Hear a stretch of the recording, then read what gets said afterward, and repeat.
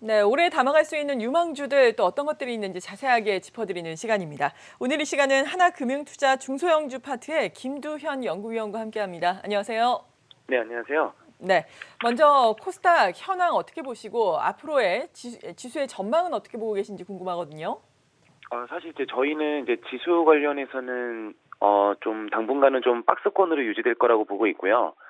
근데 시장에서 우려하고 있는 뭐 인플레라든지 이런 거는 사실 조금 제한적이라고 보고 있습니다. 왜냐하면 뭐 오미크론부터 해서 이런 사실 코로나 확진자가 늘수록 좀 역설적이게도 주식시장에서는 유동성이라든지 그런 거에 따른 기대감으로 좀 더 시장이 어, 좀 강한 성향을 계속 나타내고 있는 것 같아요. 그리고 최근에는 이제 메타버스부터 해서 가상화폐 이런 좀 고성장주들에 대한 신규 종목들이 계속 늘어나고 있고, 그리고 그에 따른 이제 ETF 상품도 계속 출시가 되고 있어서 저희는 뭐 이런 고성장주에 대한 섹터 니즈가 계속 커가고 있기 때문에 저희는 당분간은 시장이 그래도 좀 강한 좀 박스권 장세로 유지되지 않을까. 왜냐하면 이런 성장주들은 사실 굉장히 좋을 거라고 보고 있는데, 반면에 이제 위드 코로나 관련된 종목들, 예를 들어서 소비재라든지 그 다음에 산업재랑 이런 시클리컬 종목들은 좀 당분간은 저희가 좀 힘들 거라고 보고 있습니다. 그래서 그런 좀 바벨 속에서 어떻게 보면은 저희는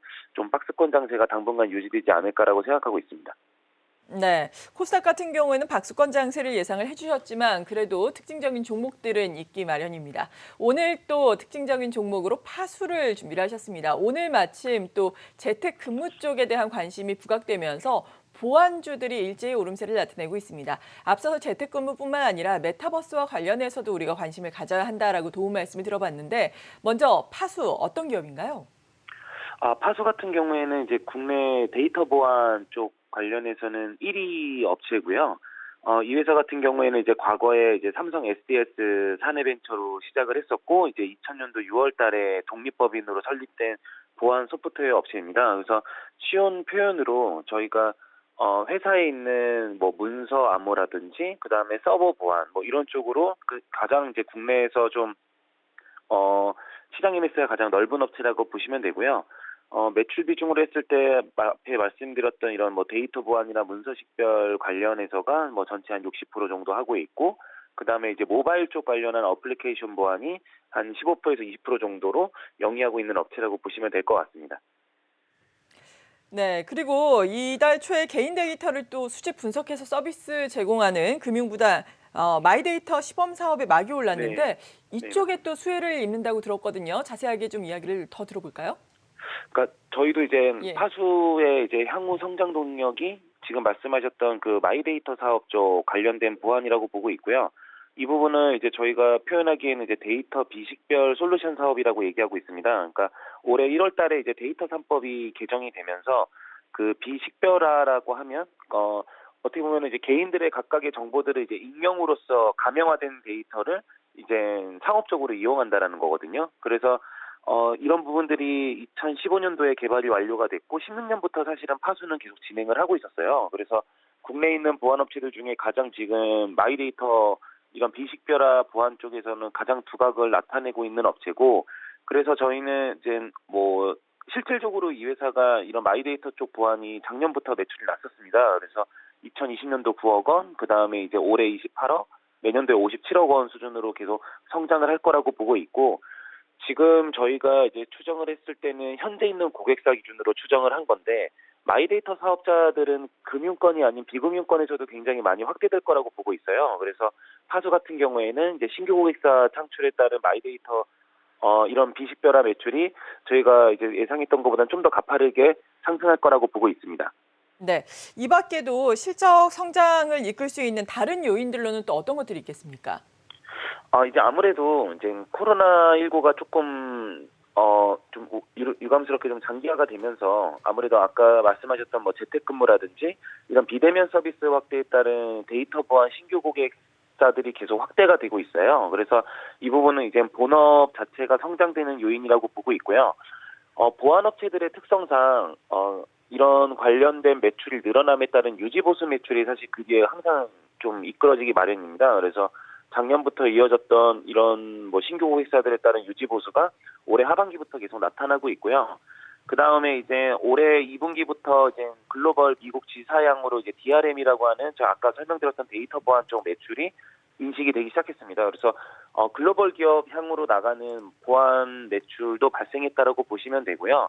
그리고 이 부분이 이제 시장에서는 저희가 이제 SI라고 그래서 아무래도 뭐 4분기라든지 그냥 단순 뭐 용역 수주라고들 보안 업체들을 많이 인식을 하시는데 지금 파수 같은 경우에는 이런 솔루션 구축 외에도 이제 다른 이제 유의미한 매출을 좀 기대하는 부분들이 있습니다. 그래서 저희는 이제 파수 같은 경우에는 마이데이터 사업 쪽에 대한 고성장, 그다음에 이제 글로벌 고객사 확보에 따른 성장이 굉장히 두드러질 거라고 생각하고 있습니다.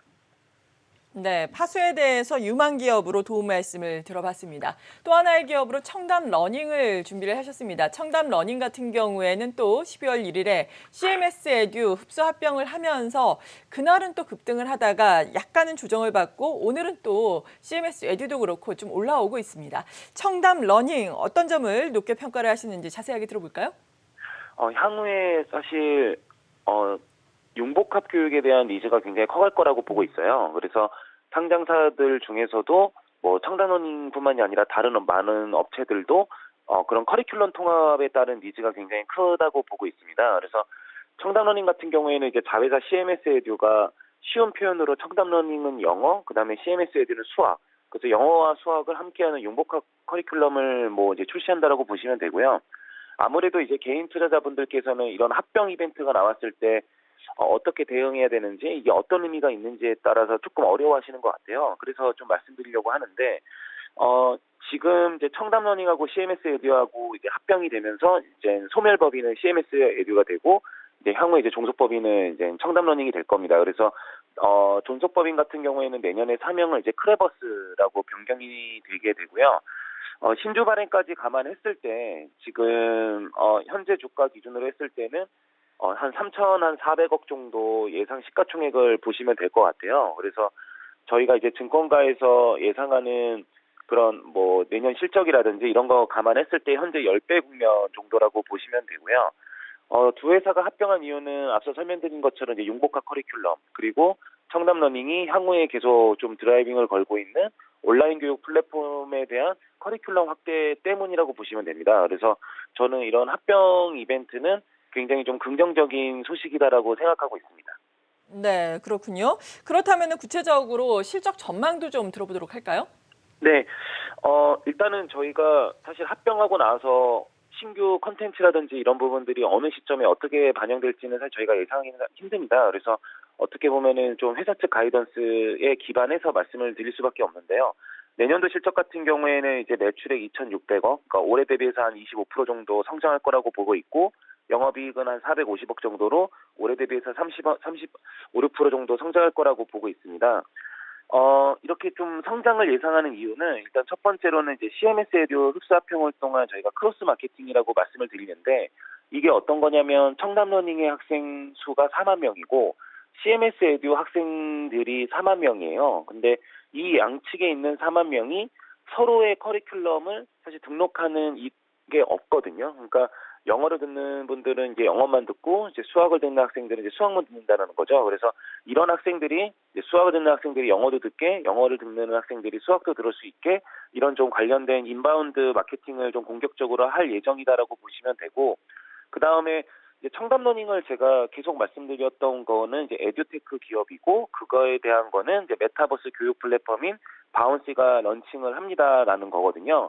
이 바운시는 이제 메타버스 환경 내에서 구축된 온라인 플랫폼이라고 보시면 됩니다. 그래서 이 부분이 이제 11월부터 지금 현재 베타 테스트가 진행되고 있고 이쪽으로 영어를 비롯해서 뭐 수학이라든지 기타 다른 과목들이 추가될 거기 때문에 이 부분에 대한 신규 학생들 유입을 좀 예상을 하고 있습니다. 그래서 올해 대비해서 내년도에 좀 상당히 큰 폭의 성장인 영업이익 400억 중반대를 예상하고 있습니다. 네, 그렇군요. 오늘 이렇게 파수, 청담 러닝에 대해서 자세한 도움 말씀 들어봤습니다. 하나금융투자 중소형주 파트의 김두현 연구위원이었습니다. 고맙습니다. 네, 감사합니다.